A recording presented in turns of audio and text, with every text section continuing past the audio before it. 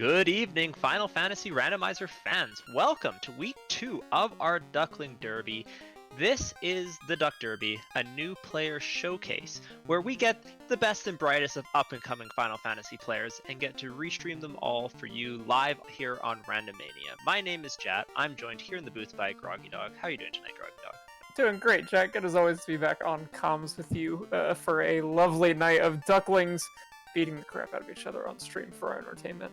Absolutely. We have a good flex tonight for it. We're doing Shard Hunt, so usually in Final Fantasy, you are looking to kill 4 fiends, light 4 orbs, and then go take on Chaos afterwards. And we're going to kind of nix that this time. Instead of killing 4 fiends to do 4 orbs, our randomizers are going to have to collect 28 shards. Those shards can be granted somewhat from orbs, 2 from the first 2 bosses, 4 from the second 2. But you can also find them in chests randomly strewn about the environment. So our runners are going to be checking a lot of chests trying to find what they need for those shards. In addition to that, we've got a few flags. Free ship, free canal. Incentive locations include Ice Ordeals, Titan's Trove, Sky Palace, and Canaria Lock. We're going to see the Massive Moon, the Ribbon, and the incentive items. Shuffled item magic, shuffled spike tiles, and a few nice things like the Ryukon Desert Dock. So just with the ship and with Floater, our runners are going to be able to get the airship. We're also going to see a max of 150% on the 180% on the boss HP scaling, 150% on the boss stats. And a pretty decent XP growth, plus, of course, blurst weapons and armor, and blurst classes, thanks to our tracker, Ale, who put these in chat for us. Ninja spells and katana on the knight, level 1 black magic and 20% hit on the thief. Black belt has white magic spells and thief sword, which is just bananas. Red mage has 10 luck and 20 agility. White mage, thief luck plus 10 to hit. And black mage knight spells plus Vorpal. So I think we're looking good at Voltgloss and Rob Draven with sort of fighter red-black, fighter black-black, especially with black mage being able to learn those knight spells. It's good. Now, I think the reason that we're not seeing runners take advantage of this just hilarious black belt with white mage spells, which would be awesome, it's probably because the stats are pretty low, and they know they're going to be checking a lot of chests, and so they're going to have a lot of armor and weapon opportunities, plus the incentive mask. But I'm sure there are going to be runners out there who are running black belt. We have just a ton of runners here, and it could be anyone's game here in week 2. Yeah, we have 35 entrants tonight, and you know what? The gates are dropped, so one more flag to pay attention to is Shuffled Astos, which could mean that the princess or the king are dangerous to talk to right off the bat, so that is something we're going to have to adjust to. Level 1 magic. We have fantastic early game magic, although not so much for the that life 2 there at white magic is not available for night spells or red mages, so that means that people who brought a tried and true white mage, or in this case a black belt, will have access to that life 2. Meanwhile, black magic looking pretty good with fire 3 here and lightning 2 available. Yeah, absolutely. I think you pick up the fire 3, the heal 3 for sure on red mage, and this is exactly why you can pry fighter rainbow from my cold dead hands. Chain plus 5 for 50 is an extremely good buy this early. Yes. You're going to be able to throw that not only on your fighter, but also red mage. So for those who brought fighter red, that is really good. That's 15 base armor plus, 10? So we're looking at, gold armor, or gold bracelet levels of armor here. That's going to get you basically to the end game on scaling like this. So that's a great find this early. Wow, also another great find early. We found a Saber -2 white or black shirt, and while that's a really good endgame armor for some of the mages, it also casts Saber, and that's the spell that the vanilla Power Gauntlet casts. Of course, it's broken in the vanilla game, and this one it's fixed, and that's a big melee buff, and really will allow your fighter to, if he ends up in a bad position, can buff himself. We also have found our first shard, which actually is called a shard, so sometimes they're called different things, but in this case, you see there that shard was called a shard, so 27 more to go. Yeah, and Rob Draven going to be the first Garland kill on screen, it looks like, as he's going to talk to the king, find TNT, and let's find out what Princess Sarah has. She's going to give us the floater. So again, Ryukon Desert Dock is open. That means we can get the floater right now. I think we're going to see Rob Draven take off, take that ship, and just go. You're going to save so much time in the long run. So what we have here is 35 runners with the fastest possible seed configuration on the table. We are now in for even more of a treat because we're used to some quick flags and stuff like this, but we are really going now. Rob Draven, I think, trying to figure out what the RNG table looks like, the encounter table, seeing what he can get away with in terms of resetting. So he's going to burn that encounter there and make his way out of the inner sea.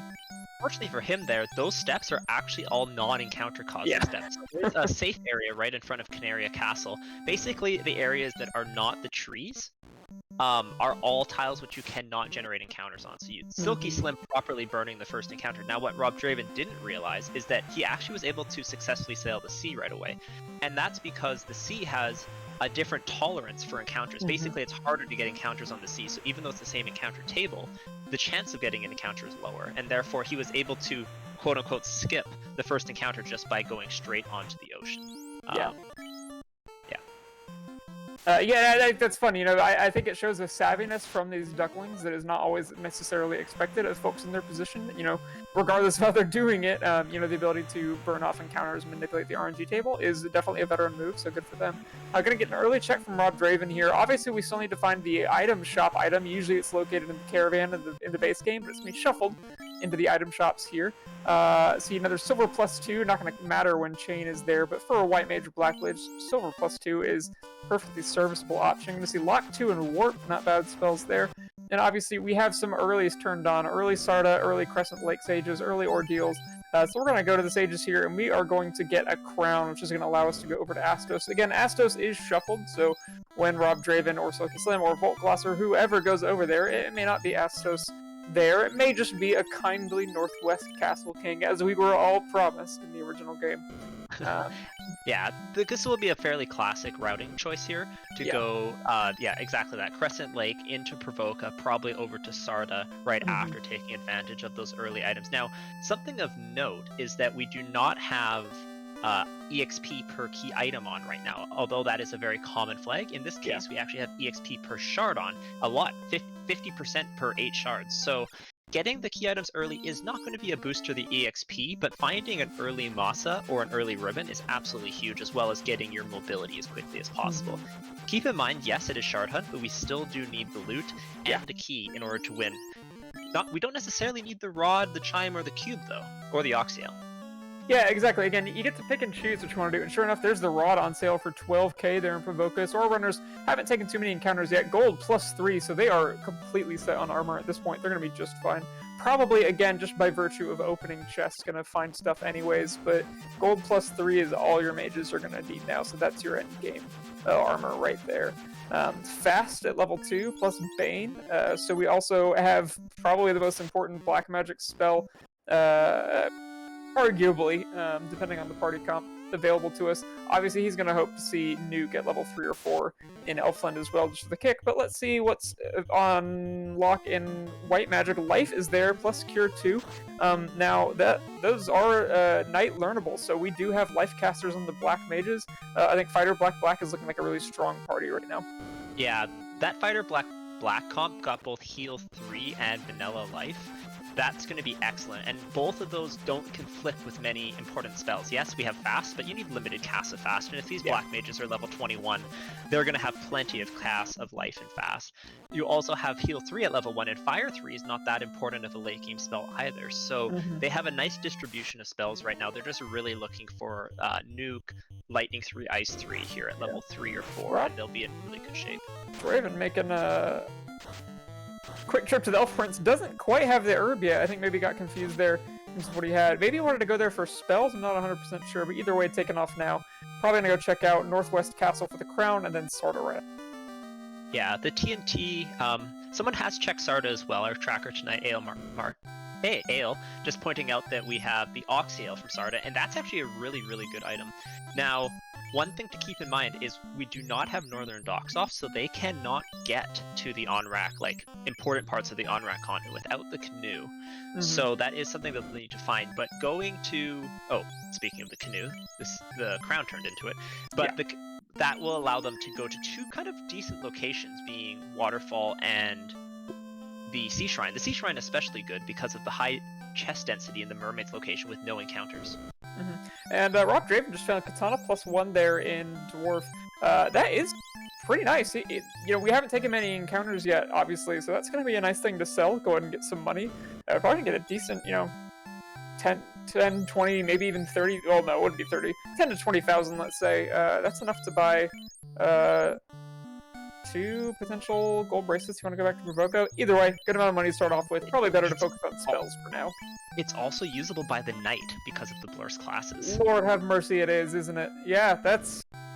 Well, I mean, you're probably going to find something better at some point. But if you don't, that's not a bad way to do it. It's a very strange way to think of the game, but hey, there you go. Gotta get the slab translated and then probably look at magic here again. Fingers crossed we're gonna see no higher than level 5 here. It needs to be feeling real good. Gotta get Lock and Quad X. Quad X is a really nice grind spell. You know, I think I would buy that just in case you find a grind tile where the enemies are sub 300 HP, but not necessary. Yeah, well, the katana is actually one of the absolute best weapons in the game. It's usually only dwarfed by the Masa. The reason the katana is so good is because it has higher base damage than the Vorpal, while still having the same crit rate, which makes it very effective against high defense bosses, as crits basically cut through defense. Yeah. There's a little bit more math involved, but that's the gist of it. And normally the biggest weakness of the katana is the class that wields it, which is the ninja, which is the promoted thief. However, with the fighter, arguably the best weapon-wielding class in the game, being able to wield it without even promoting, that's going to be, make the knight a force to be reckoned with. We're going to have to see how many of our runners remember that, as Blur's classes can be, or blessed, cursed classes can be a little bit of a tricky thing to remember in the middle of a race, especially one of their first restreamed ones, which is the truth for many of these ducklings this tournament. Yeah, and I've seen Rob Draven make the kind of first hard move in terms of shard hunting and getting XP. Taking that first chest, finding a shard there. We're going to get 2 spike tiles in this sword to look at, plus the armory, which hopefully has some interesting stuff. We're seeing Volkloss also take off towards Lefane to see what the slab turns into. So we've got 2 shards, a bit of money, and a mute. Sure, worthless, basically. And a very middling Karib and Gator tile there. In the armory, and we're gonna see what Volkloss gets here at Lefane now. That is the herb, so yet to see whether or not that's gonna be something we need, but either way, it turns into a little bit more. Again, we're not getting more XP per item, so not the end of the world. Seeing Fade and Temper there at level 8, not something you necessarily want to see, but less of an issue for people like Rob Draven, who don't have someone that can use Fade anyways, but more than likely than not, anyone with the White Mage may not even promote, let alone the folks who have Red Mage, but that's not going to be levelable. The Temper is also usually quite important, however, that Saber shirt, which we have found already, kind of helps mitigate that, as they have a similar effect. Temper, of course, being able to be cast on another character, versus Saber only affecting yourself. But because the Knight can just carry that white shirt, or the shirt which casts Saber in this case, not such a big issue. Now, Rob Draven, usually the Volcano play is done for 2 reasons. 1, it's a high item density location, and 2, it's a good way to get a few levels. But with his specific selection of spells, it's really not ideal. Bane is not going to have a high % chance to hit on this unrunnable fire, and fire spells, of course, are not good in the Volcano, with most enemies resisting it. So this play, unfortunately for him, not paying off too well. It doesn't look like he equipped his katana either, although we'll have to see on this next swing, as he just cast fast. Space Drake, meanwhile, deciding to go with the same play, going into the Volcano as well. Yeah, I think that's the exact kind of thing I would forget, usually I think katana mostly is just money because I don't need it, but I think very easy to forget, just like I did. But I agree. I think Volcano was not necessarily the right play here just because of Fire 3. I think what I would have liked to see, since we know where Rod is, I would have liked to see runners go take a stab at Earth. You've got a few more spike tiles there, a much friendlier selection of enemies, including Lich, when it comes down to it. Obviously, you're not going to get the Earth, incentive tile that's not turned on, but decent number of chests if you want to look in the early couple floors. A couple shards if you want to go down as far as kill Lich. Maybe not the best thing in the world, but if nothing else, checking that first floor for the spike tiles. I think exit there in Lefane too, which is nice. Or not Lefane, Elflin. Yeah, that's really nice to see, especially with Warp being slightly higher level. That will tide you over. Runners may want to skip Ice Cave and things until they get access to that warp, though, just to speed things up. Generally speaking, most runners in this particular flag set will want to avoid diving deep into Earth, but I actually 100% agree. I think diving Earth 1 just to get a few levels with those 3 separate spike tiles is a really nice play here. And it looks like Rob Draven unfortunately does not remember that the katana is equipable by the fighter, as he specifically menued to equip something else. that's definitely going to be a difference maker for some runners in this flag set. Voltgloss, meanwhile, going to be the first runner to give us a look at this herb turn-in. Oh, there it is! Mass Immune +3, so not only do you have a very good sword, you have a very, very good sword. Yeah, no question in your mind, that is staying on the fighter for the rest of the game. I think at this point, you can certainly say that you do not need to promote. You've found the weapon you need, it is amazing, you've got plenty of good armor. Again, I think even for fighter, you could throw that gold +3 on there just fine in this flag set. Yeah, for sure. Fast, life, heal 3, Masa +3. You're like good for Temple of Fiends Revisited already. Yeah, exactly. It is now shard and levels time. So yeah, as we're kind of approaching this mid-game, let's just talk a little bit about the difference between Shard Hunt strategy and not vanilla game strategy, but like more traditional randomizer strategy. So things that the runners are going to be looking for here are chest density. It's kind of like checking for loose items, except you're forced to open a bunch of boxes because you need to find all those shards. So places that runners are going to prioritize are going to be Sky and Sea. Sea because of 4 shards behind Kraken, as well as Mermaids, as previously mentioned, which has no encounters and a bunch of chests. And Sky, with its huge chest density throughout, is just going to be a big win. Yeah. Yeah. I think it's just sort of balancing now, like, okay, how many times do I need to go to a given place, and what can I accomplish while I'm there? Like we said, obviously, you know, a deep earth dive is not necessarily the thing you want to do if you have other options, because it's going to take a while. You're going to get a lot of encounters on the way down, and Lich is only going to be worth 2 shards. But yeah, absolutely, a quick stab through both, you know, Sea Shrine and Sky Shrine, that's going to give you at minimum 8 plus whatever you pick up along the way. Yeah. I think if you've already achieved decent levels, that's not going to take all that much time. Certainly, there are worse ways to find 4 quick shards in a given dungeon. Absolutely. So I would, you know, once you've got the levels, prioritize. So I think it's just, for me, it's about finding a spike tile as quickly as possible, and then just going for it. I don't think you necessarily wait to find the shards to pump up the XP too much. At least get some levels under your belt before you start doing that. Yeah, for sure, I agree. The one thing that the runners do have to keep in mind, though, is that those are the priorities, but they still need to get that key and that loot. So, you know, they will be checking other locations. I do want to just quickly mention that we just had a quick technical difficulty there with Silky Slims switching over to Voltgloss. That was not Silky Slim, you know, stream sniping or anything like that. That was just a technical difficulty on our side. So we're back up and running, and no problems by Silky at all there. Thank you again to Ale, our tracker, and to Demon Frog, our restreamer, 2 often unvaunted positions that don't get a lot of credits. Thank you guys so much for volunteering your time and hanging out in the background with us. Yeah. So no, Lou. I'm saying that he did not. I just want to make sure that we have that on the record, because you know what, our ducks are very, very committed. They're all restreaming on a delay. Not only that, they've all keep videos. We're doing a really, really good job here of making sure that all our runners are above board. And beyond that, they're all just really good sports. They've all been helping each other out. One thing that's great about the Final Fantasy randomizer communities, it's not one where like people all hold their strategies in from, you know, brand new players starting out all the ways to the best players in the game. Everyone's willing to share their strategies and, you know, try and make sure the community as a whole gets faster. So, you know, big shout outs to that. Yeah, not too much else going on at the moment. I did want to also just point out one other thing about going to Sky, is that Sky also has an incentive location. So not only is it one of the most chest dense locations in the game and has Tia, which is worth 4 shards, it also has an incentive location. So I probably ran 15 of these flag sets or so just in practicing with the ducks and stuff like that. Sky is almost non-negotiable. Yeah. You basically end up going to Sky no matter what, which means the Chime and the Cube are items you are absolutely looking for. Yeah, agreed. I think also Ice, as we see Silky Slim diving in there now, a good place both for fight tile checks and for that incentive item. We had Warp early, so it makes a lot more sense. You see, Rob Draven down the bottom right, somewhere found a Pro Ring +4, which is a really, really solid item. Throw that on top of the gold +3. You have extremely tanky mages for what you can kind of get at this level, so that is not a bad thing to be doing. Checking Cardia also makes sense. It kind of has similar properties to mermaids. Not quite as chest dense, but has no encounters, so you can get a bunch of locations checked really early, and it's a good way to find some initial gold or just, get a few items like what Space Drake has done there. Also, shoutouts to Ale again, saying two things: Cure 3 stick for Space Drake and the Guaranteed Rue stick.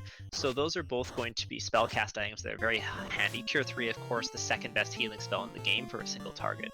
And Ruse increases evasion by 2 out of the possible 6 stacks. So if you cast it 3 times, you're going to be at maximum evade, which makes you very, very difficult to kill with melee damage. So both of those are going to add a lot to late game safety. This is looking like an incredibly powerful knight with Ruse, Saber, and Masa +2 available. And we have a really great spike tile here on Earth, sure enough, with that Wiz Vampire tile up on Voltglass's screen. That is going to be primo XP, and they're going to be weak to Fire 3, so you have... Yeah, I think... I wouldn't have even brought that Black Mage up right there. I might have left the Black Mage down a little bit longer. Saved, go ahead and grind out the XP with just the Fighter and the Red Mage, make it a little bit easier on yourself. Yeah, I think in general you want to be getting... yeah, that is a fantastic tile. Man, you want to be getting into the mid-teens, right around where he is, maybe 1 or 2 more levels, and then you're trying to probably get the rest of your levels from Sky and Sea. I guess with the lack of great sweeper magic in their early levels, they're not going to be getting as many levels from Sky and Sea as they would normally, because you're not just spamming nuke through both of them. So that is something to keep in mind. So we'll see how high Voltglass goes here. Generally speaking, runners are winning in the mid-20s, low to mid-20s. Yeah, I think it depends on your comfort level, with these and how many people you have. If someone's out there running a 2-man party, and it would not surprise me if someone is, you're going to want to go higher 20s, probably 32. But yeah, I think 3-4-man, probably mid-20s, just fine. Yeah, level 24 for the Masa breakpoint. And the breakpoint, of course, here means the level at which you get an additional swing. So the way weapon swings in Final Fantasy works is instead of getting, doing 10 damage, then 20 damage, then 30 damage. Instead, you do 10 damage, 20 damage, 30 damage, 80 damage. And that's because you get a bonus swing every so often. Yeah. So going from 4 swings to 5 swings, plus a little bit bonus damage, is like a 25 to 30% increase in damage, which is absolutely insane. So you're definitely going to want to see that fighter at 24, if at all possible. Space Drake having some trouble with Trancy Dancy spiders down there. That's a rough thing to see. A reset out of Earth, that's no fun.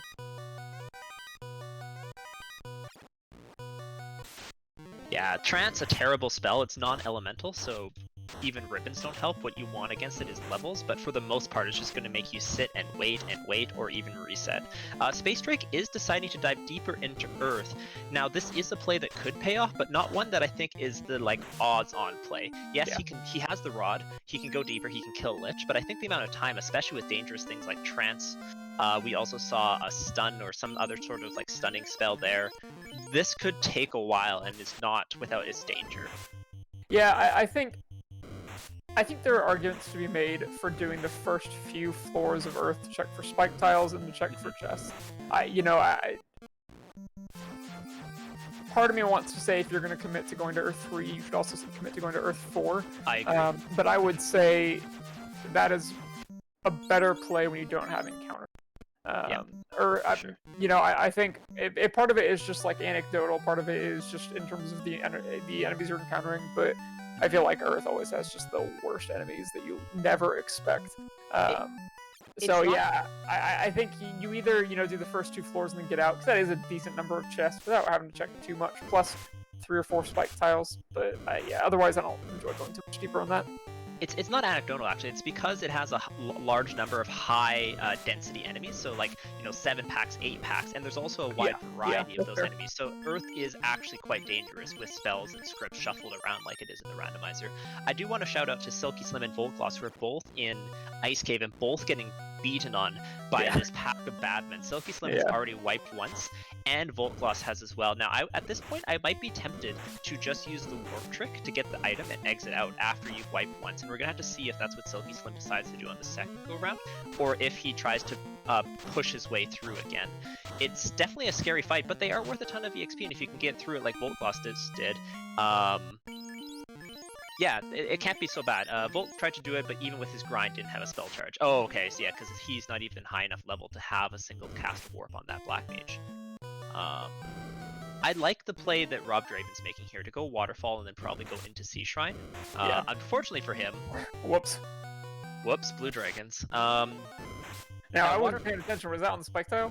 That was on the spike tile. Okay. 3 blue dragons. There's green dragons as well, but yeah. 3 blue dragons, not a vanilla encounter in Waterfall. But yeah, not so nice. Yeah, not gonna be able to bang that thing down. No. Fast coming off. Feels like a boss fight all of a sudden just because of that color palette. I feel like a very sudden urge to call it like one. 354 after that fast. Yeah, that'll be plenty to take down one. Small amount of XP, but not great green D XP in terms of at least how hard it was to kill. Yeah, I like that adjustment. Fast is the right play there. Now this fight is the one that you want to see in here, and this is where like going into Waterfall is nice with Fire 3. This is exactly what you want to see. Yeah, apparently, according to Ale, we did miss Werewolves with Toxic and Lit 2 there in Earth. So yeah, I guess I never put it together exactly why Earth feels so much worse, but yeah, I think you bring up a good point in terms of enemy diversity and just enemy numbers. Yes. That makes a lot of sense. So when you see a pack, you're likely to get whatever skills or spells they have. And there's a lot of different ones. So in this case, we have spiders with trance, or arachnids with trance, and werewolves with toxic Lit too. Now, Silky Slim showing off a good reason to be hanging out there in ice down in that bottom area. I saw 3 or 4 shards plus that rub. I mean, that's armor. You don't really want that for the spell at this point. Just a decent armor for the fighter, but I still question though. Like I think Ice Cave is not a bad location to go to. The issue is just that you want to go here with Warp ideally, which means you could go somewhere else, like Waterfall and Sea Shrine, and then come back to Ice once you have levels. With the floater, the overworld navigation isn't nearly so painful as it would be with like ship-only routing, for example. Yeah. Space Drake though is gonna, Space Drake wants to beat this game the vanilla way. He tried Earth, didn't work so well, but he's like, you know what? Next up on that list is Volcano, and unfortunately Fire 3, once again, not the spell to go to in the Volcano. These Paralisks, normally excellent EXP, but no ice magic. We're going to see Volt Gloss up here, about to find out what the Matoya turn-in is. And it's going to be the keys, so we now need the loot. We still don't have the loot, but that is half of the really big endgame puzzle solved. And that'll be nice. Canaria locked again is incentivized, so we're going to see Volt Gloss stop down here, and we're going to see what we pick up. For all we know, this could be a 1-2 punch key loot combo. We also wouldn't mind seeing the ribbon incentive, I think. But obviously, the more info you have on the required stuff, the better. Yeah, so if this is the loot, that does mean that the cube is going to be a little bit harder to track down. At that point, I believe the cube must be in Ordeals or Waterfall. I'm just trying to see. It could be there in Gaia. Could be the bottle. The bottle we just received. Okay, so we haven't seen that bottle yet. Or Adamant. We haven't seen Adamant yet, so. Yeah, but if the cube is in Ordeals, that's kind of a bit of a nasty scenario. Ordeals is generally somewhere you want to avoid, especially if you don't have Warp yet. Yeah. In this particular flag set, it's just a lot of walking, and without Warp, it can be quite slow. So we'll have to see what the runners decide to do. This is turning out to be a little bit of a... It's not hard, because they have decent magic and they have life and heal 3 and all those great lurses, but it's tricky because making the optimal play is difficult. It's not really clear cut.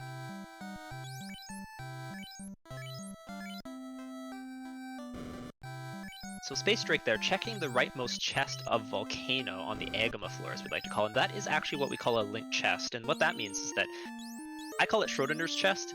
You don't know what chest it exists in until you open one, and then it's there. But once you open it there, it's blank on the other one, which means you actually only need to check one of the 2 linked chests, and that chest on the far right is linked to a chest in the top left. So once you open the top left chest, you don't need to open that one.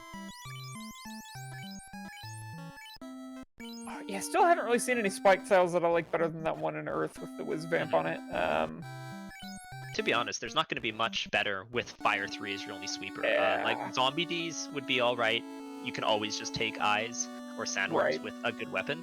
Especially for people who know the katana. Like, I know that Volgloss, for example, equipped the Masa on a Red Mage and has his katana on his fighter.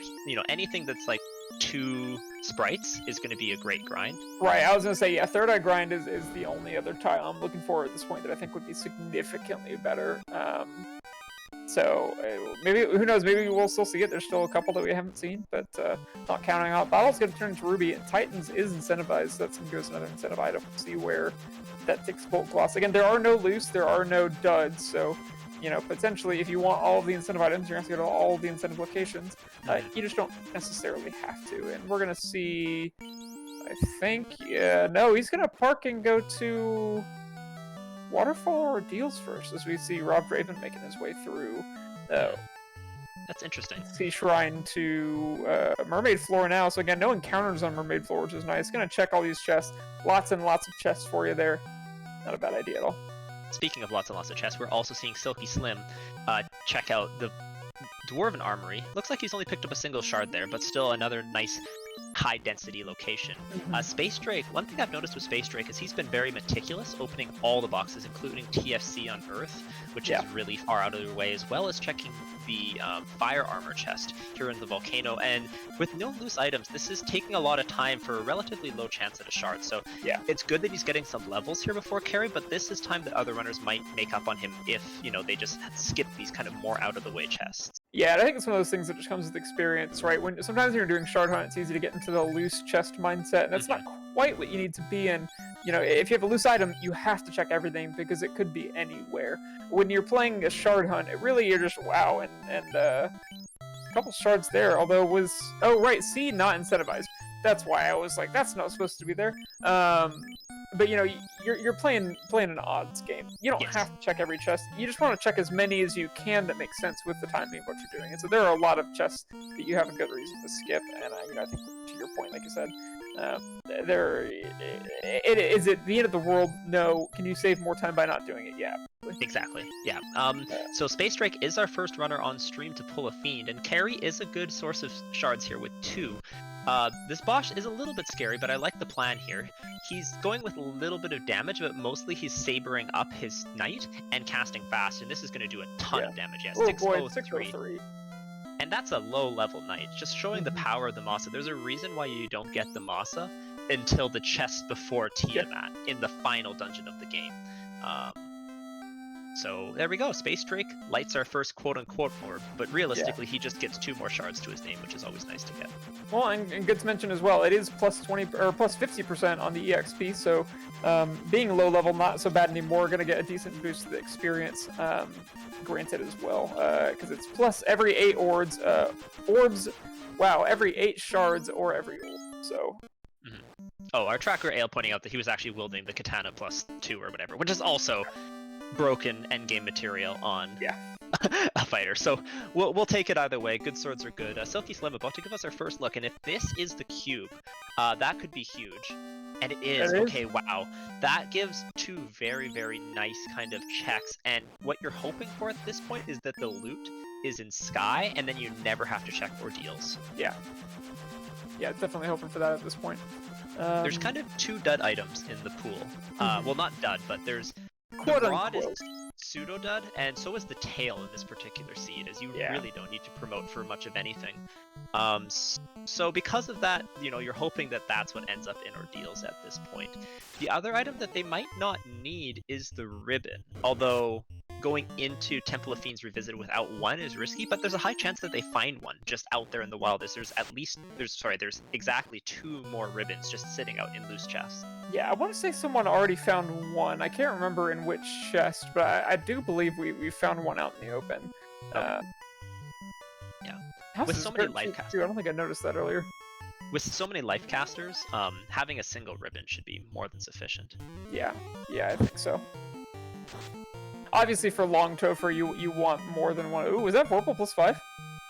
I did not see that. I just saw Nuke at level 7 in on-rack as well. I think I saw a Vorpal plus 5 there on Rob Draven, which means that Black Mage, he now has good weapons for literally all of his fighter black. You've got Katana plus 1 on the fighter, Massa plus 3 on the first Black Mage, Katana plus 5 on the second Vorpal plus 5 on the second Black Mage.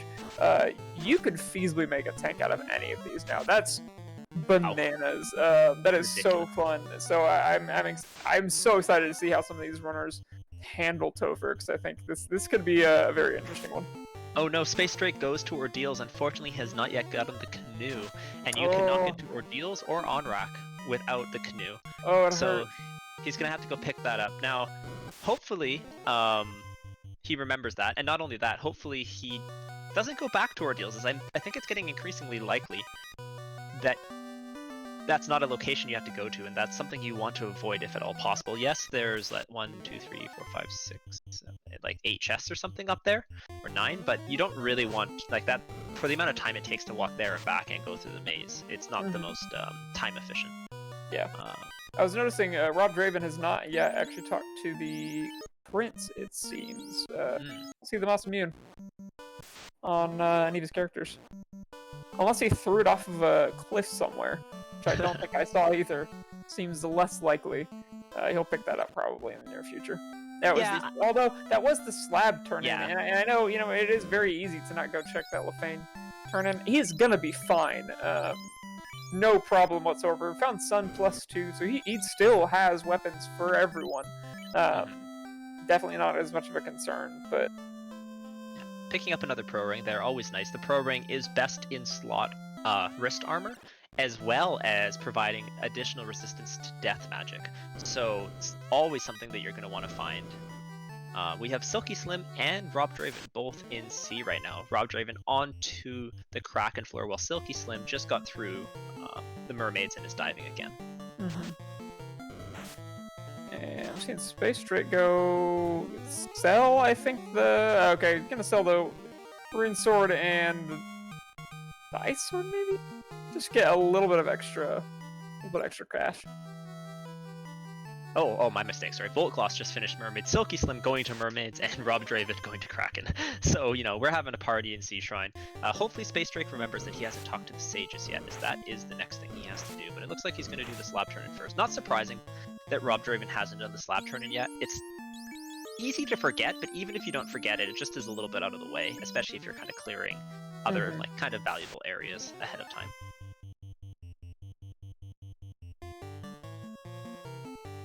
Okay. We've got 3 runners there in C, and it looks like we're just about to see Kraken, which I am. You always kind of wonder. Yeah, well, even at 150 and 180, you always kind of wonder what it's gonna look like. Well, Rob Draven doesn't have the super broken swords either. Like, yes, the Sun +2 is really, really good, but the difference between a Sun +2 and a Massa is huge. Like, when I was doing... He hasn't equipped the Vorpal +5 on the Black Mages. I don't think he wrote down what that burst was. So that, unfortunately, that very, very good sword is just sitting there. Yeah, now the good thing for him here is that he does have a good plan, which is to ruse up and gets turn order, and Kraken does nothing the first turn. So, those are all really good. You don't want that fire to be asleep too long, though. No. Hopefully he wakes up here soon. But you could be going for Bane strats here as well. Ooh, okay. Yeah, Bracken Bane strats time. Oh, I'm so nervous for this fight.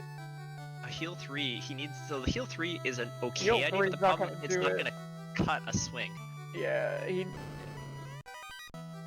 okay, getting some really generous spell turn order from Kraken here. One of these Brax has got to go through. There it is, sure enough. Broken into pieces. That could have gone significantly worse. So I'm sure Rob Draven feeling a little bit lucky. And he's doing pretty good on shards right now. It looks like he's got about 10 left, I think. Yeah, which is pretty good considering he hasn't even been to Sky yet. Oh, right, of course, we should thank our tracker AL for doing a much better job of tracking these. We're seeing Silky Slim at 9, Voltgloss at 10, Space Drake at 10, and Rob Draven halfway there to 28 at 14. Thank you again to AL for tracking. It is a tough job to track those shards, so thank you. So, yeah, Rob Draven looks like he's going to be thinking about the slab turn-in now. Oh, okay, wow. That is like just telling runners. You know how like video games are supposed to guide you on like good ideas?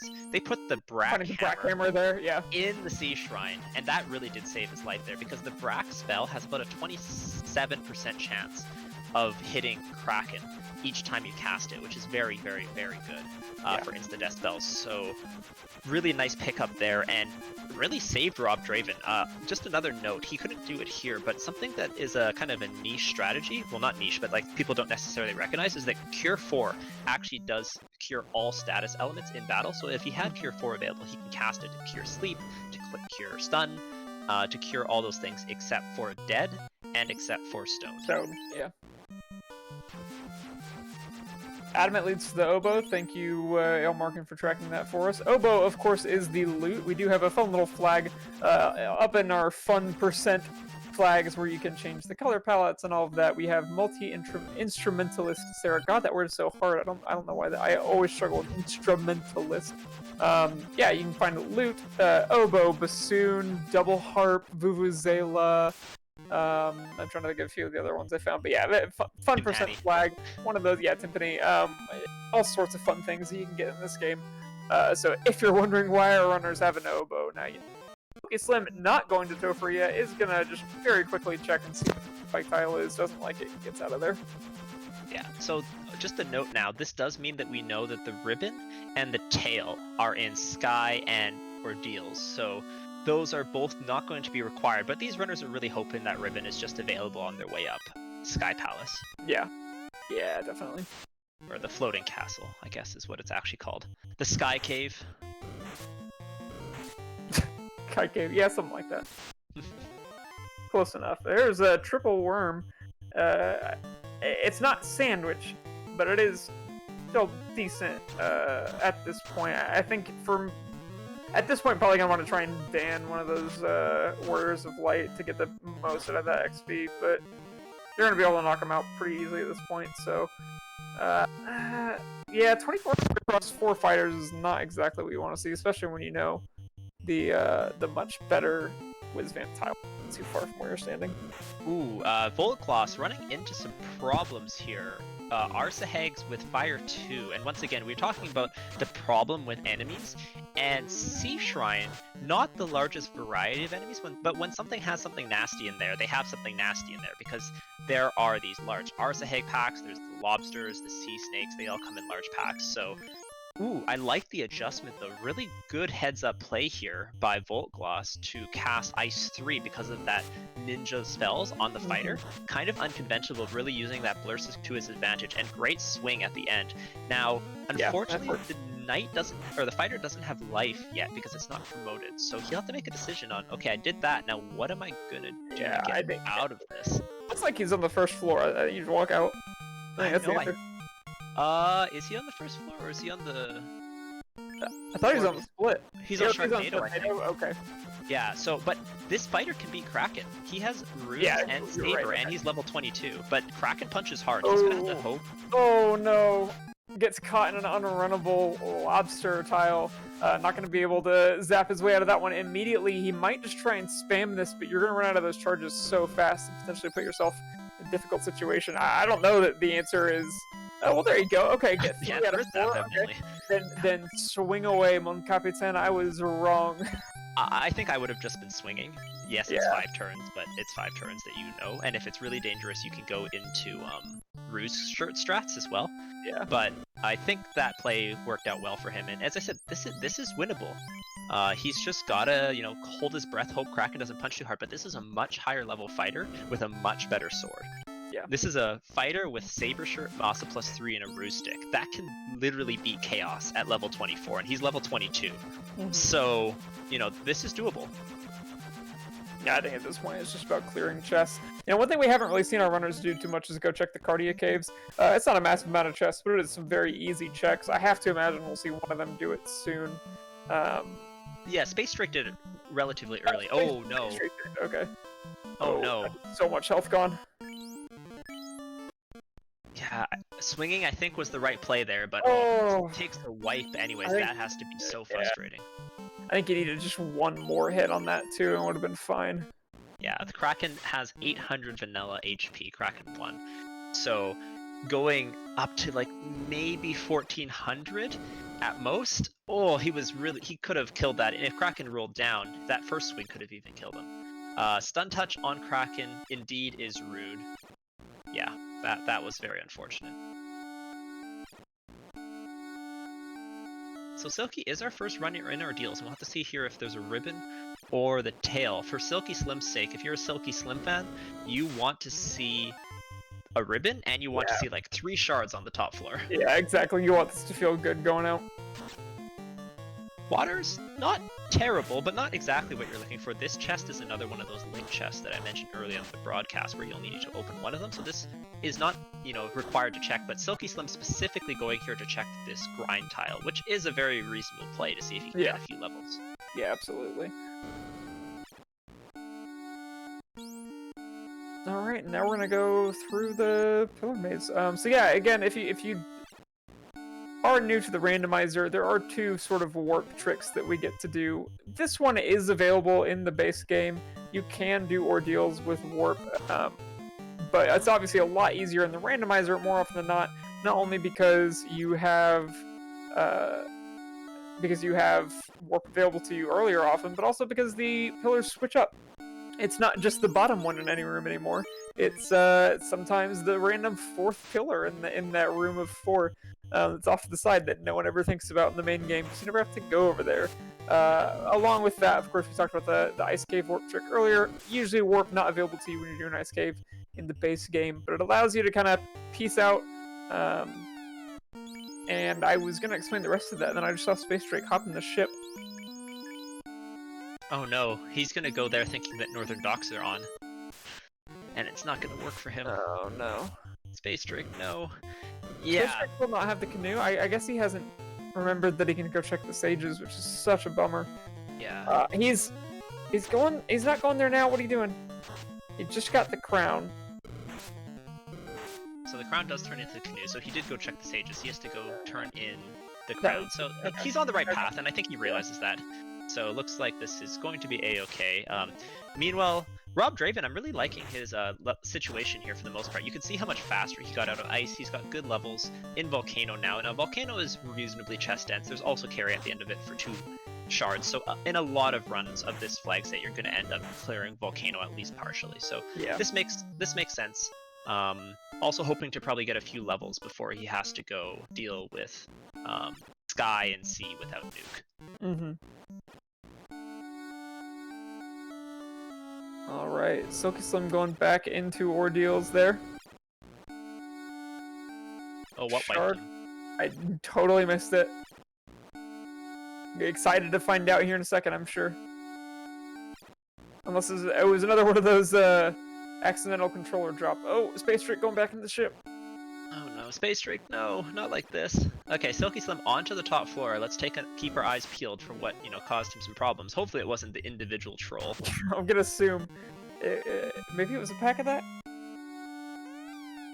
Oh, Pro-Cape, best in slot shield armor for the mages.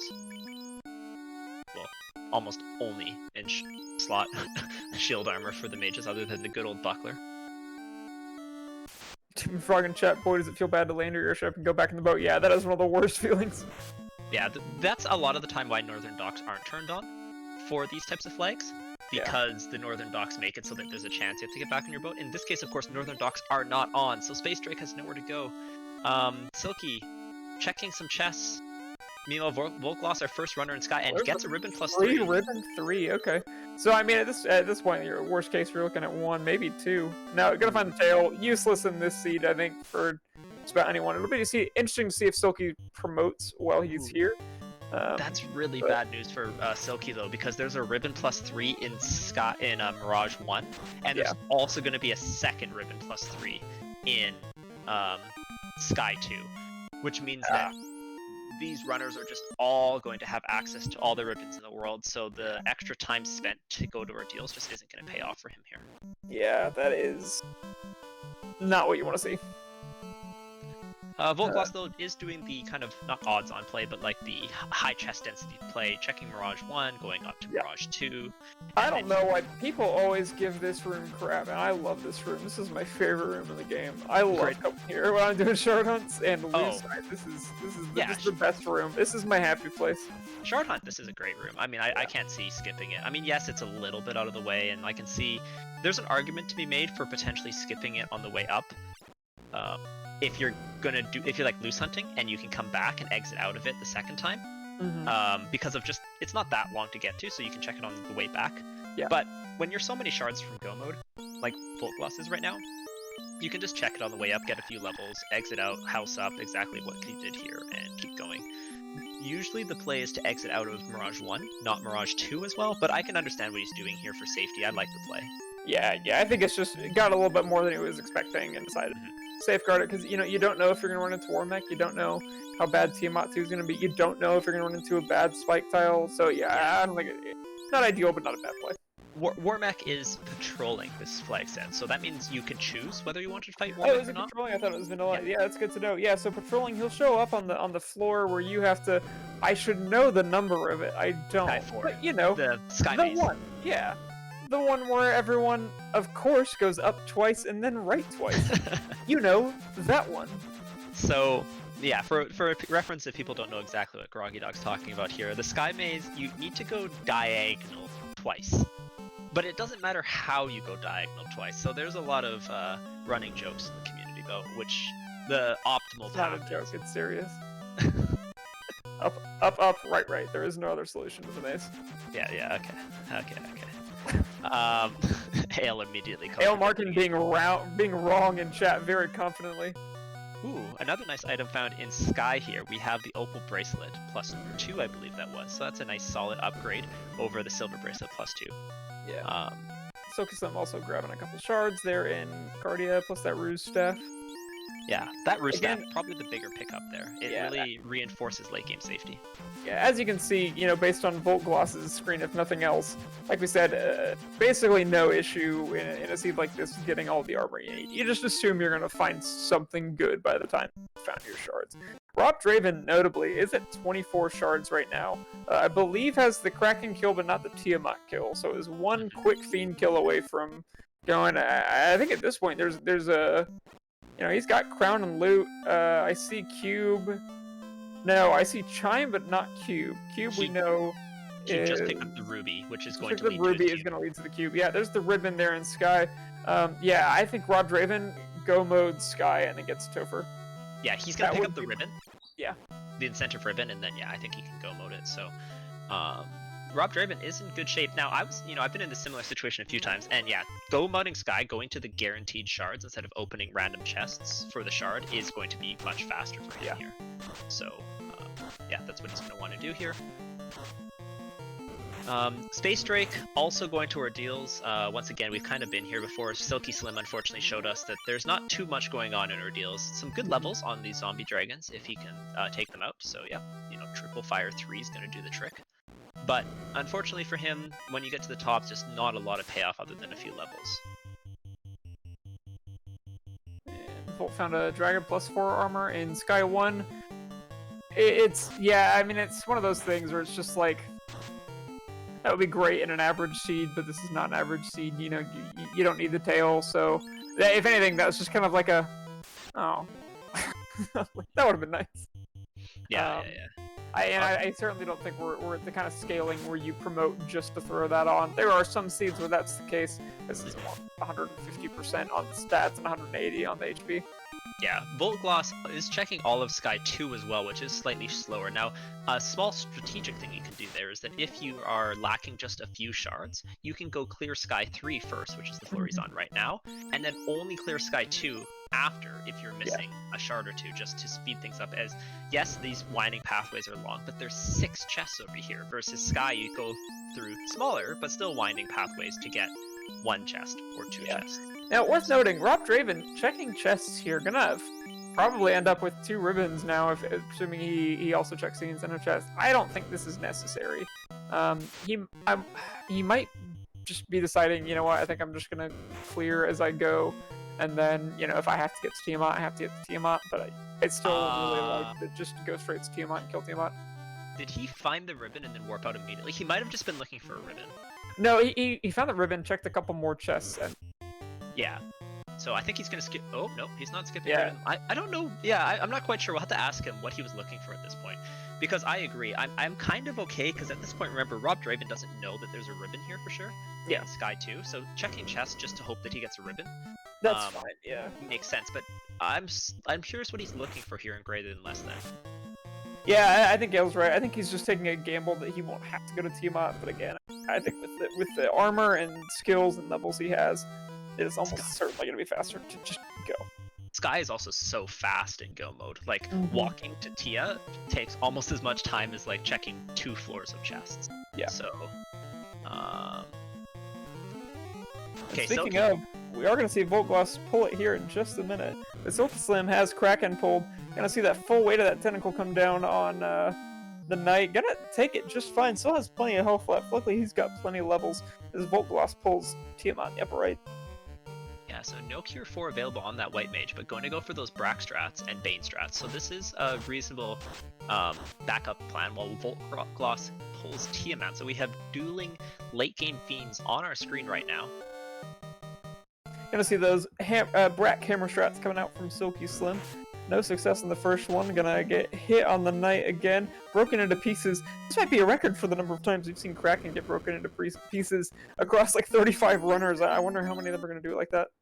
Yeah, I mean, Stun Touch Kraken is no joke, so not surprising at all to see people resorting. And also, as mentioned before, most of the runners are going to have that Brack Hammer because it's right before them. Yeah. Brack also effective against Tiamat, but you know what else is effective against Tiamat? Doing 800 damage in a swing. Yep. So perfect level management by Voltgloss here. He's just a few shards short. It looks like. So still gonna have to open up a few more boxes, but his levels are in a really nice spot right now. Mm-hmm. Gross RA and Kilo fight. Get out of there. Yep. Sure enough, runs away. Voltgloss with 20. Curious to see what he's gonna do next. Someone asked me what Arankilos are weak to, or how much HP they had, and I said I have no idea, even though I've been playing this game for almost a year, because I just never fight them. They're weak to run, exactly. Or hard reset, if they're unrunnable. Silky Slim also checking Mirage Tower 1, getting that nice ribbon 3 there. Voltgloss gonna go to Ordeals, though. See, I don't. So I think Rob Draven here, although he's had a couple unfortunate things happen to him, has the right idea with the routing, and that's why his shard lead is so high, because he's basically avoided Earth. He went to Volcano, he went to Sea, he went to Waterfall, went to Sky, and he's going to be rewarded with everything he could ever want, plus full shards, plus Amasa, plus 3, plus 2 ribbons.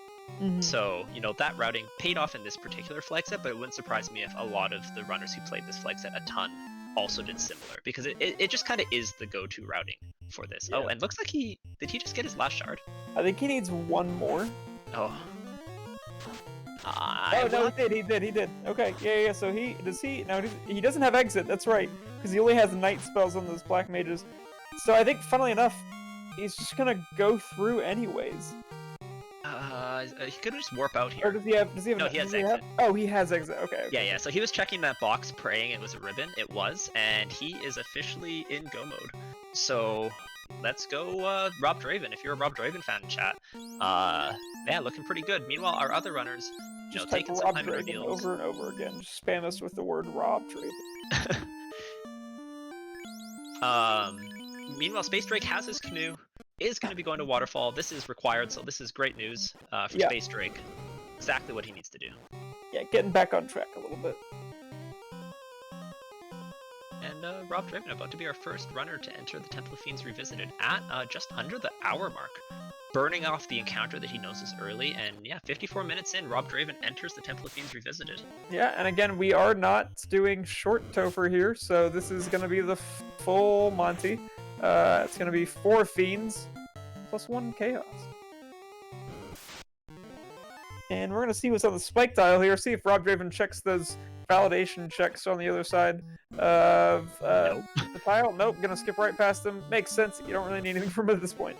Yeah, what item could possibly make your party better than Amasa plus 3 with 2 ribbons, and I guess you could look for the 3rd ribbon, but that's just being greedy. Feels like tempting fate, yeah.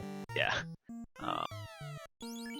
So Space Drake running into those blue dragons, much less scary now that he has, just a massive amount of levels and, 4-person party. Voltgloss continuing to collect shards. He's almost there. Silky Slim also. Remember, Silky Slim, unlike Voltgloss, still has 4 more shards to get from Tiamat. So he's going to be in pretty good position here and about to enter kind of shard go mode. Yeah, he's right there, 24. See, Sky, so fast that our tracker ale market can't even keep up. That's how good Sky is for chestnuts. Yeah, so you're definitely going to see now, like, if this is potentially a tough Topher and Rob Draven wipes out, Silky Slim could very well still be in this, in terms of at least our on-screen runners. What we talked about was actually how the scoring for this whole tournament works. Do you want to talk a little bit about what that looks like?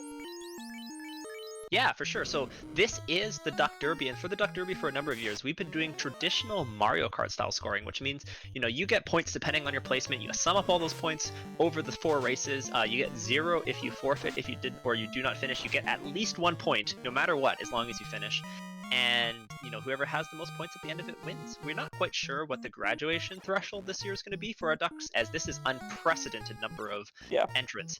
But usually the top 8 to top 12 of the Ducks will graduate and become platypuses or just full-time vets. This is just a great way to send off the start of their Final Fantasy Randomizer career. So shoutouts to our Ducks. First place, I believe, is getting 50 points. Or I think it's 50 points. I can't remember the exact one, but it's somewhere between 1 and 50 points. Got the document pulled up. First place is 45, second is 40, and then you can have a big grouping. Third is 35, fourth is 32, fifth is 31, sixth is 30, and then you kind of go down from there. So there is massive amount of precedence placed to being in first or second. Third is definitely still very nice, but first or second is really massive. Okay. Folks. So, we've been chatting away, but Rob Draven threw kind of the 2 non-keeper fiends, especially at this scaling. Carry can be scary, actually, at like 100 to 300% scaling, but not so much here. I think it's always too, even when the scaling is down, that means you've probably taken more liberties with how your party is constructed, what levels you have, so that doesn't necessarily make carry any less scary, as it were. You still need to take a lot of care, so... But he's through. This could well be those 2. And by carry I meant Kraken. Oh, sorry. I was saying like carry can be scary, but he's through carry. He's on. You were saying carry. I was saying carry. My brain was desperately yelling at me to say Kraken instead. Kraken, though, is the first kind of true gatekeeper of the Temple of Fiends revisited at this scaling. He will punch hard. Hopefully he doesn't have stun touch, but this Kraken can easily one-punch these mages, and probably one-punch this knight as well. Not necessarily. The knight probably survives, but this is going to be scary. So while Silky Slim pulls, his final fiend fight, Rob Draven about to pull his kind of first really scary fiendry fight. So keep your eyes peeled in the top left and bottom right as Volkloss and Space Drake kind of just clean up high density chests. Gonna have a little bit of trouble killing the big guy as we wait frantically for this Kraken fight to come out. Silky Slim failing on that Brat kill on Tiamat, but Knight is hitting for nearly 400 damage. That's going to be just fine. And Rob Draven pulls. Now we are going to see Braktress come out. Ooh, no. His defender gets hit hard. He has stun touch again. What's the odds of both Krakens having stun touch? That's not great. Silky Slim going to take down Tiamat just fine. And it's going to be very close to the Temple of Fiends at this point. Or no, it has Temple of Fiends there. I think it's at 28 now. Oh no. Down goes the lowercase boom. You got life, but you got to survive to use it. Heal 3 going to come out. Now, the only problem with not having white mages here, again, you can't effectively heal up in battle. Heal 3 is going to heal up a little bit, but not going to do a whole lot in terms of getting you in battle health. It's chip damage, basically. Zap comes out, gonna pass over both. Thankfully, those ribbons are definitely there. Yeah, so he's doing what he can, but he needs that fighter to get up, and he does not. At this point, he can still win, but he has to go for Brakstrats. Oh, I don't think Ice 3 is gonna cut it here. He just hasn't done enough damage. Yeah, sure enough. That's a reset out. Oh, and that's really rough. Silky Slim going in, so again, we could very well see Silky Slim finishing ahead of Rob Draven despite entering Topher, 5 minutes behind. It's going to all depend on how Silky Slim deals with Kraken here. Yeah, wow, that Kraken just incredibly rude. Yeah, not much else to say beyond that. Just Kraken doing Kraken things, and we didn't really commentate or curse. I don't want to put this on us, but we were saying Kraken can be scary, and that Kraken indeed was. And also note, we just said that both Krakens had stun touch. They are not linked. That is 2 individual Krakens rolling stun touch. That's very, very unlucky. Yeah. Now I do think it's worth noting we did not commentate or curse, but commentator cautioned. Yes, exactly. Shoutouts to Gregory Puff, our Duckling Don. He's been running the Duck Derby program for multiple years and doing a fantastic job of it, getting a bunch of new players into it, including myself and yourself, Grocky. So he's the one who rolled this monstrosity for us today. Thank you very much, Gregory Puff, for the double stun touch Kraken. That definitely seems like a Gregory Seed to me. It gives it a bunch of free stuff at the beginning and then just like really turns up the difficulty at the end just to make sure you're paying attention. Yeah, so we have 3 runners kind of about to be in Temple of Fiends Revisited. Voltgloss not that far behind. Silky Slim and Rob Draven on the same floor. Mere steps beside each other. You know, here's simultaneous Lich Pulls. What are the strategies? Rob Draven not even messing around with anything. He knows this Lich is paper and will go down. Silky Slim providing a little bit more respect, casting kind of throwaway spells, you know, Fire 3 and things like that. So, not a big deal at all there. And both get through no problem. Meanwhile, we're about to see triplet carries? Oh, come on. No! 1 carry, 2 carry. Oh, but these Grey Worms getting in the way. Just missed it. But that's Voltgloss's go mode. Yeah, so, that is Voltgloss at 28. And Space Drake is catching up here, not that far behind. 18 shards now. So, you know, Space Drake had a little bit of trouble getting that early ribbon off, that early canoe, but now he's kind of been flying along just fine. Tornado coming out from carries. I don't know if we saw that the first time. That's one of those real big nasty spells out of the way. Ain't gonna come out significantly less worse than the Tornado. So why is something like Tornado scarier than something like Inferno, for example, in this type of scenario? That's a good question. Why is it? Well, Chat? Tornado's actually non-elemental, so... Oh, okay, that's what I thought you were going for, but I was like, did I miss something else that I should No. So Inferno has the super high base damage, but because the ribbon resists it, for parties with 2 ribbons, Swirl's going to be much scarier. There's no kind of avoiding the damage. Unlike with, you know, Nuke, Nuclear, Tornado, Swirl, all of those are non-elemental AoEs, which means that you can't really do anything about them except for get high enough levels to have M-Def that just naturally will help you cushion the blows. But we see here, because of encounter table just where he was, Rob Draven already threw onto Kraken and does make the strategic adjustment. I like this a lot. Yeah, good. Space Drake kills Kraken is now up to, I believe, 25 orbs. Yeah, Ale getting it updated there. Now 3 off, so you know we may very well have 4 runners in Topher here in the very near future. Yeah. Okay, this Kraken fight so far so good. This does also mean, unfortunately for him, that some of the other runners may have gotten just a few more free turns. This Kraken definitely a terrifying melee threat, but his spells and skills are things that you kind of want to see. You gotta get going though here, Rob. If giving this Kraken more turns with Ruse is very dangerous. Yeah, you really want that. Black Mage still up, because you can't bring that Black Mage back once he's dead. Yeah, speed and power strats were probably the solution here, as best as you could. So going, like, putting the 1 Black Mage up at the top to get sacrificed, and then just going fast swing, temper swing, and probably killing this Kraken in 2 or 3 turns. Yeah, Fire 3 strats on Kraken 2 does not feel good. Doing a small amount of damage to Kraken, but not enough yet. That's going to be 301 though. That'll take care of Kraken 2, and that is going to move Rob Draven on to Tiamat. Going to go to the next floor first, and then bring back that Black Mage. And now let's go ahead and use some of those heal 3s to heal up. Don't want to use them all. Want to save a little bit. Hopefully has some heal pots. Yep, does. Has about 50 heal pots in store. As Silky Slim runs into 1 more encounter before heading to Kraken 2 on his own right. Voltgloss takes down Carry 2. And Space Drake heading on to look for those last 3 orbs still. So Silky did also keep his fighter in the first slot, and this makes sense on this scaling. Like, your fighter can almost certainly take a punch. What he doesn't realize is that this Kraken has stun touch, but luckily for him, Kraken doesn't do anything too scary turn 1, and that's going to let him get that first stack of Ruse up, which is going to make a huge difference. Yeah, absolutely. It's going to Rob Draven's screen a lot coming out, making that Tiamat a little bit easier to hit. Poison coming out, not doing too much damage there to the Black Mage, the fighter. Rob comes out, passes right over the Black Mage. Heal 3 to just kind of shore up those defenses. Heal 3 up on Silky Slim's screen as well.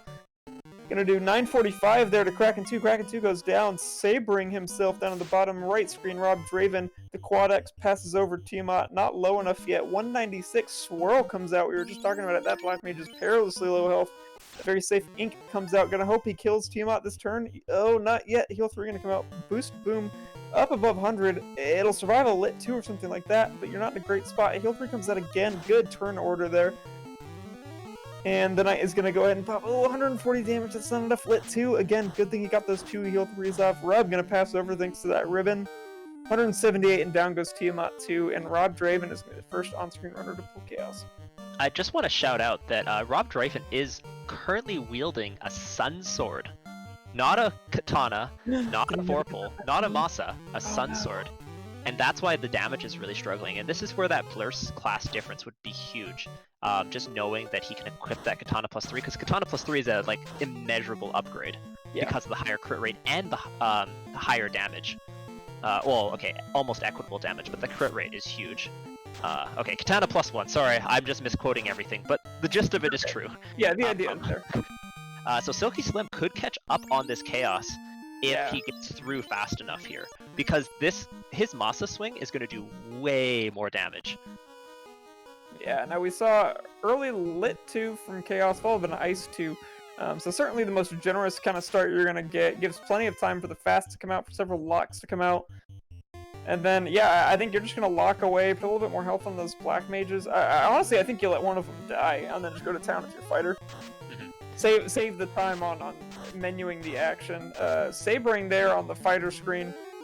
Yeah, that second Black Mage for Rob Draven just barely hanging on as Silky Slim pulls Chaos and is going to try and basically do the same thing.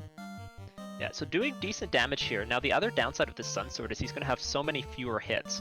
He needs, looks like he needs one more lock, but this Sun Sword only has 4 hits as opposed to the 5 hits that Moss is going to have. So multiple issues, but he is doing enough damage, and this Chaos is not that scary. He's not doing anything right now. And not only that, he has relatively low HP because of the 60 to 180 damage. He's going to be dead in 2 turns here. Yeah.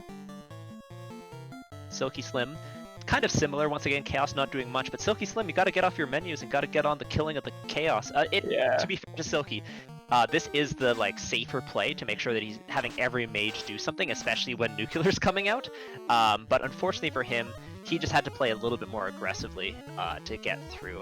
Chanigan, thank you for the GGs. He is another duck, and he of course has already finished. So shout-outs to him. And we have our first on-screen runner, Rob Draven, finishing first on stream, coming 14th overall with an official racetime.gg time of 1 hour, 8 minutes, and 25 seconds. So GG's to Rob Draven.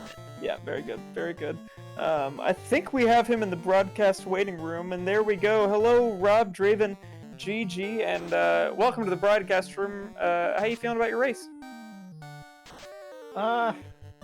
I feel alright. I mean, I feel I could have done a lot better. The wipes with Ice and Volcano did not help. Yeah. And Kraken. Both Krakens had stun touch.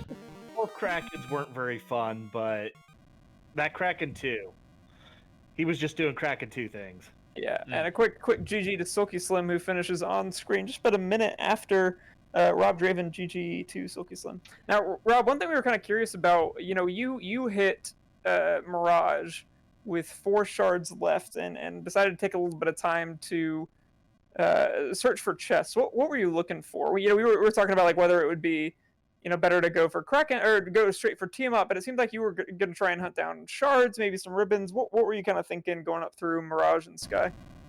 It was simply ribbons at that. Yeah. Okay. Yeah. The moment I noticed I had all my shards, I was like, okay, I'm going to take a shot at the chest to see if I can pick up see if the tail was there. Mm-hmm. And then whether it is or isn't, I'm going. Yeah. Let's do it. That makes sense. I want to give shout-outs to Voltgloss as well, as he is on Chaos, and he entered minutes behind, so he made up a ton of time. And I think a lot of that had to do with the 3-person party, just less menuing, good turn order throughout the fights, and then just also speed and power strats. He was just going fast temper, very aggressive, and he made a lot of quick work through the Temple of Fiends Revisited. The Temple of Fiends Revisited is a very interesting place. It takes a certain amount of time, but it can be anywhere from 6 to 10 minutes. So you can make up 3-4 minutes in the Temple of Fiends Revisited, depending on your luck and your strategies and how risky you play it. So GG's to Volkloss. He is our third on-stream runner. And Silky Slim came in second on stream, 15th overall, 1 slot behind Rob Draven with an official time of 1 hour, 9 minutes, and 27 seconds. And Volkloss, third on stream, 17th overall, only 2 more slots behind Silky at 1 hour, 10 minutes, and 40 seconds. So GG's. We are also joined here in the booth by Silky Slim. GG, Silky. Oh, we might be having mic difficulties here. So while we get Silky Slim, we will also see if Volkloss wants to join us for an interview on that fantastic run. Well, Space Drake, kind of finishes clearing up Sky and gets his last few shards and Ribbon, and he is gone. Awesome, yeah. As we see Ale putting him in go mode. Now, Rob, while we're kind of figuring things out and talking to folks, obviously this seed started out with quite a bang. You very quickly got to the King for the TNT and then Princess Sarah for the floater. How does that change your expectations of the seed or change your game plan when you find a floater incentivized that quickly? I did exactly what you saw. I was like, King, I'm like, okay, that's good. Sarah gives me a floater, and I'm going, oh, looks like I'm flying in less than 5 minutes. Yeah. It was literally drop everything and because normally I'll go depending on what's in the first level spell shop determines whether I go do Garland or whether I go do Pirates first. And the moment I got that floater, I'm like, well, looks like I'm gonna go get the airship before I ever do Pirates. Yeah, absolutely. And so, once you're in the air, what are the kind of things that you're looking for in terms of, okay, what do I need and where do I need to go next? Can you tell me a little bit about kind of what guides your thought process? It's location and incentives. So with Sages being incentivized, that's the first stop. And then since I hadn't done Pirates, I just went straight to Pirates. I would have I thought about going Volcano and Ice, but I was like, I'm a little too low. I'll take the risk after I kill Pirates, but not before. Yeah, it's sort of a tough call whenever you get the airship that early. You don't have the levels to do much of anything, and so it's a decision of, okay, where am I going and what am I doing? And so, I think, you routed it pretty well in terms of where you're going. So GG's on that. I think possibly shortly we are going to be joined by Volkloss here in the booth. And here's Volkloss. Volkloss at GG, third on stream. Congratulations on that finish. How you feeling? Whew. Yeah. Yeah. I'm happy to have bounced back after that harrowing wipe in the Sea Shrine. I'm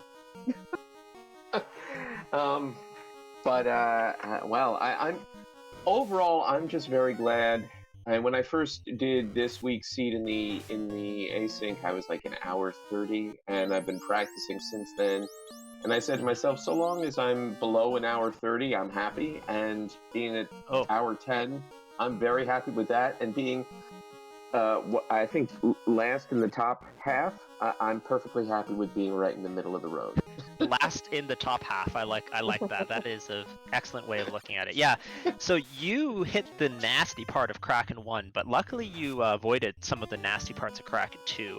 Rob Draven, unfortunately, got the full meal deal with the stun touch.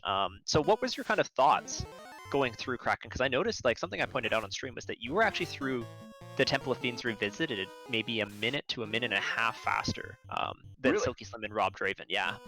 I must have gotten lucky with Kraken anyway. I mean, y'all saw at the point I was there, even though I had a fighter and 2 mages, all of them had decent melee capability. I wish I could have kept that Vorpal from the Sea Shrine, but whatever. The different sword worked out fine. And at that point, I was thinking everyone has fast. I was worried about the lead getting pounded with the physical, which is why I used the Rue Staff twice before starting to attack. And then it was put fast on everyone in case one person dies. The Red Mage had Saber. I was just trying to adapt on the fly. And I guess I was lucky that he didn't physically attack until after 2 ruses were up. Yes. And I also had 3 ribbons. Yes.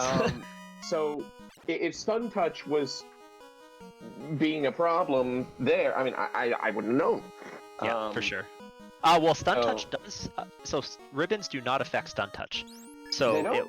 no, it does not. However, double cast of Ruse absolutely does. It's they need to hit you first in order to stun you. So, good strategy all the same. I did want to shout out to Rob Draven, actually, something that we noticed on your stream. Meanwhile, I do want to just point out on screen right now, Space Drake onto carry. We're going to turn our attention over there once he hits Kraken. But Rob Draven, something that kind of was a little bit unfortunate for you, especially because you didn't turn in the slab, which I actually agree with as play in general. But that Katana +3 was equipable by your fighter. Oh, I knew I was missing something. Yeah, Because so I'm like, I thought it was X-Cal. yeah. I did. So that was something that like we saw. We didn't know who was going to remember it. It's definitely something that's easy to miss, but that could have made a huge difference in your If damage I output. remembered that, I would have been night and day. I was those fights would have been so much easier. If it makes I you feel put that better, on I Twitter also to did not feel like remember. I always write down in a little set of notes at the beginning the blurses before I start playing, so that I remember things like, hey, this person can equip something they normally can't. And so I had fighter plus katana off on the side, so as soon as I found it, I said, okay, that's what he's swinging for the rest of the game. Yeah. And of course, the slab did turn into the Masa +3, but I don't think that was as big of a deal as, the difference between a Sun +3 or the Sun whatever +2 to the Katana +1 is much bigger than the difference between a Katana +1 to a Masa +3. Yeah. So, yeah. That's all right, though. So Space Drake, we will turn our attention back on stream to give our duck bosses, the time they deserve. Here we go. We are going to see this very scary... please hold while we have some seafood first. But we are about to see this very, very scary Kraken with stun touch, high damage numbers. We'll have to see which version of it he sees. Good levels. Good heal 3 charges, life 2 because he promoted. Life 2 on his white mage, so lots of casts of that. He might have life on his knight, so definitely in good shape. What is the plan? We are going straight for Saber strats, so that fighter definitely could be a little bit vulnerable, but critically he does have Cure 4. So if his knight gets stunned, not only will he be able to heal him to full, he'll also be able to remove that status condition with Cure 4. Yeah, this is just a bit safer in terms of knocking everything out. Bane coming out, gonna hope for that very, very small chance. Nope. Ice 3 gonna come out first, so has the slightly more ideal than getting smacked in the face and stun turn 1. Gonna see heal 3 come out, Bane as well. See how much damage he's able to do this turn. Bane comes out, hits Kraken for nothing, ineffective. Fighter going hit, doing good damage ahead. At this point, it is just a race against the clock, I think. You're hitting for as much as possible. Down goes that Black Mage, though, to 1 Kraken. I always going for the back row, that Kraken, too. Invids 2 coming out, yeah, gonna go for the Bane strat again, gonna pass right over. Fighter hitting for 384. Gonna do a small amount of damage to that Red Mage, not all that much. Another Invis 2 stat comes out, so got a decent amount of evasion built up. I think wise move, just wait on the Red Mage.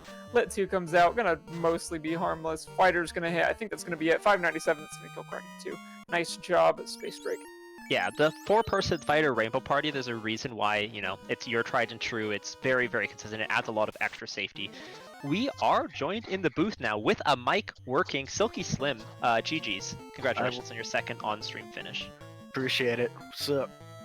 Not too much, not too much. How kind of as Space Drake, our last on-stream runner, is finishing up, do you kind of have anything you want to say about that seed? Oh man, it was the ice cave. Getting wiped in the ice cave and getting thundered by them gargoyles in ordeals. Yeah, that messed me up, dude. yeah, that definitely hurts. Overall, though, you were very, very, very close to catching up to Rob Draven in Temple of Fiends Revisited. Only one position between the two of you. 14th and 15th, just over a minute. So congratulations, and as Volglass said, well, congratulations on getting top half. I appreciate it, homie. Absolutely. Alright, we're going to see Space Drake, just having knocked out Tiamat 2, is going to go to the final floor. So we are on our 4th Chaos pull of the evening, ladies and gentlemen. Thanks for sticking with us. We're at the hour 20-minute mark. Space Drake gonna go ahead and talk once, twice, do a final check and heal up of some of his fighters. Get those heal pots out. Red Mage is gonna go up as well. Just some last minute, a little bit of miss many there. Accidentally hit the antidote, the pure instead. And get those last 2 potions on the Red Mage, and it is fight time. After he switches the Black Mage, wisely, I think, up to the top row. Gonna hope to get that fast off as soon as possible. Yep, sure enough, fast. Gonna come off. Gonna safety fast the fighter just in case the Black Mage or the Red Mage gets smacked. Don't hate that. Nuclear gonna come out first turn. Everybody's gonna live through it, but just barely. That White Mage on 23 health, the Black Mage on 60. So even a lit 2 can do some serious damage to this party. 1 Invis 2 coming out, that's gonna be helpful.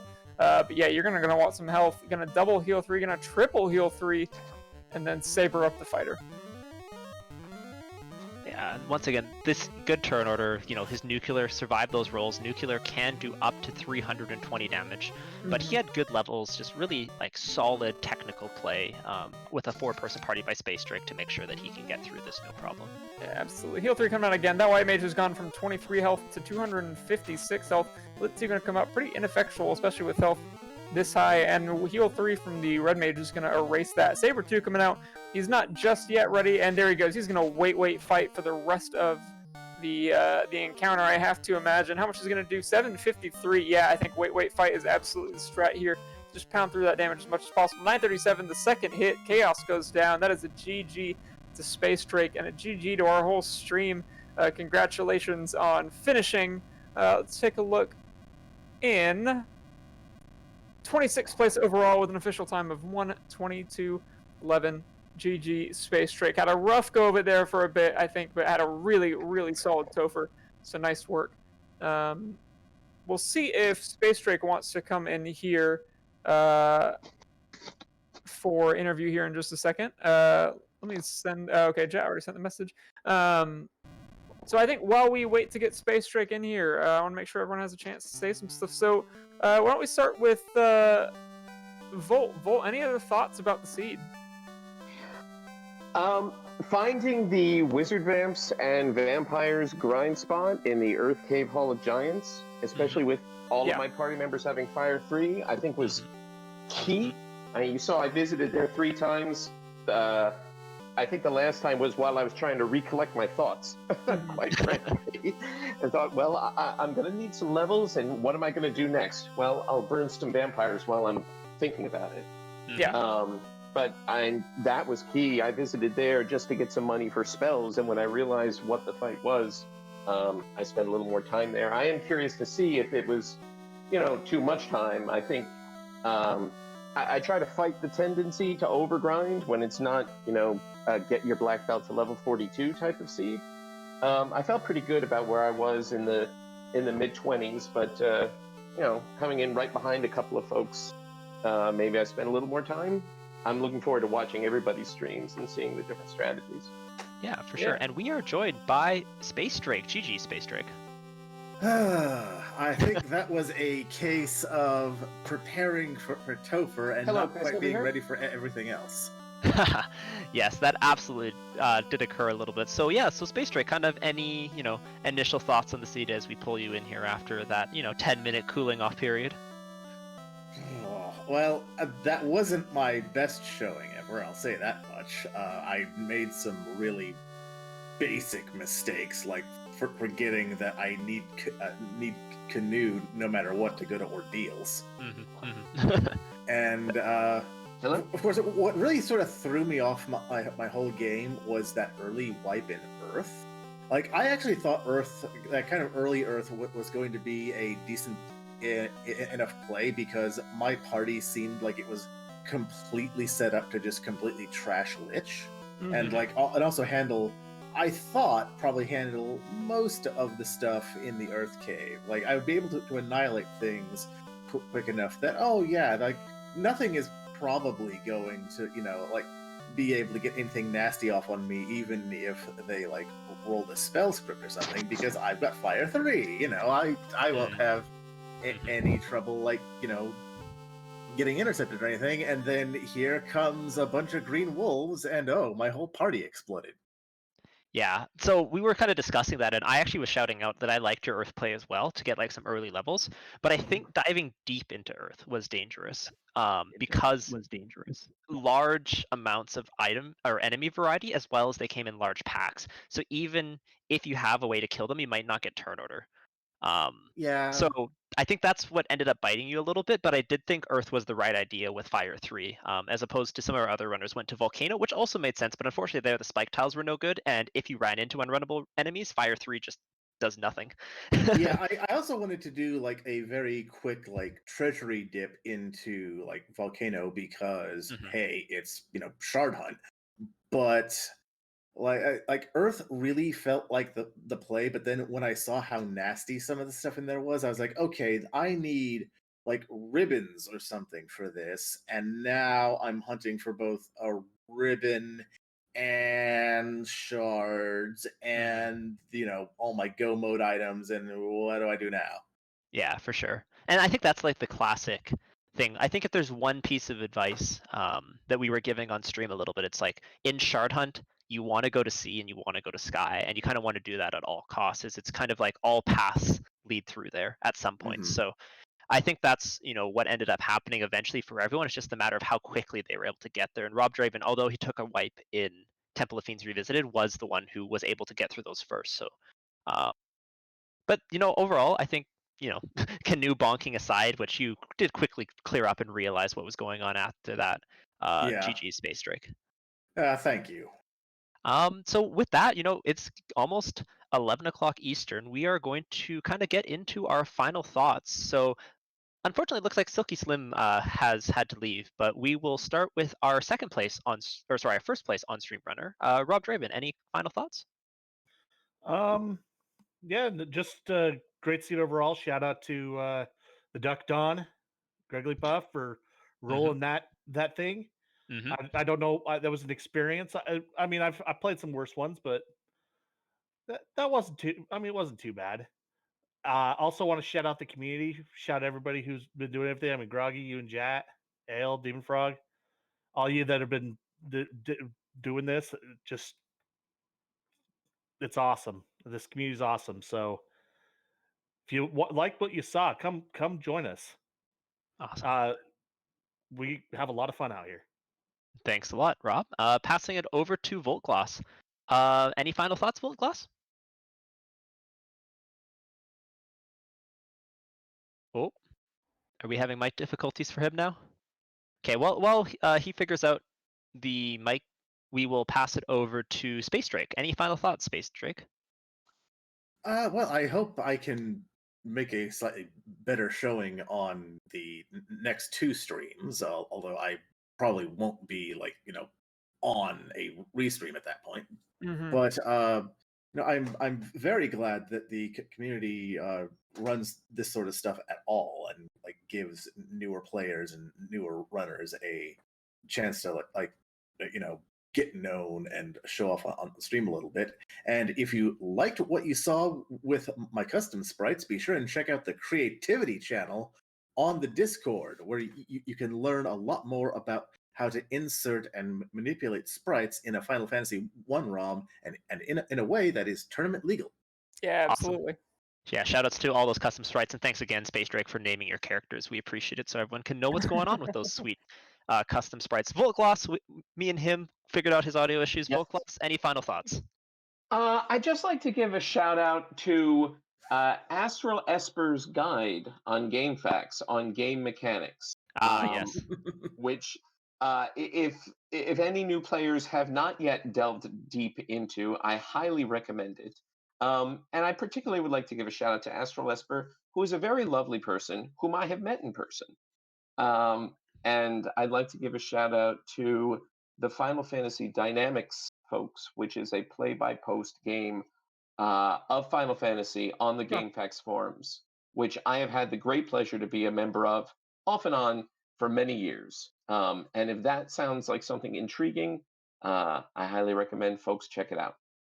Awesome. Thanks for shouting that out. And yeah, Astral Esper's game mechanics is just it's the tome It's the of Bible. Final Fantasy. Yeah. So with that, I will just give my last little thing, which is I just want to shout out thanks again to Ale Markin for tracking tonight, Demon Frog for restreaming, and Groggy Dog as always for hopping on the mic with me. And I will pass it over to Groggy Dog to close us out here with some future races coming up and anything else. Yeah, absolutely. So upcoming, we have tomorrow at 9 p.m. Eastern, the Double Dragon Tag Team Rank Match, Team D&D versus Fade to Brack on the twitch.tv/speedgaming ? One of the Speed Gaming channels, anyways. Keep an eye on our Twitter for that. Wednesday, January 27th at 9 p.m. Eastern, another Double Dragon Tag Team Rank Match, Teamwork is for Dummies versus Team D&D right here on Randomania. Thursday, we've got the weekly Speed Gaming race, twitch.tv/speedgaming at 10:30 p.m. Eastern. And then, of course, Sunday, this Sunday, January 31st, from 3 to 8 p.m. Eastern, we are going to be taking over Randomania as part of the Tournament of Hope, benefiting the Bale Project. We are doing a super fun Chaos Rampage flag set. Each one of those is going to take about 30 to 45 minutes. Super fast. It's going to be an 8-person knockout tournament. It's going to be a lot of fun. I'm going to be in it. Jay, are you going to be in that tournament as well? No, unfortunately, I will not. Okay. But I know lots of runners who are going to be Then in you it. We'll can see what's all going on. cheer me on as I run in that tournament. Yeah, so we have a lot of FFR action coming up. Follow us on Twitter at FF Randomizer, I believe, or join our Discord. We would be happy to have you. Thanks again to our behind-the-scenes folks, Ale and Demon Frog. And with that, we will see you all later. Thanks for watching. Congrats to our owners, and we'll see you right back here on Thursday night. Wednesday night. Goodbye.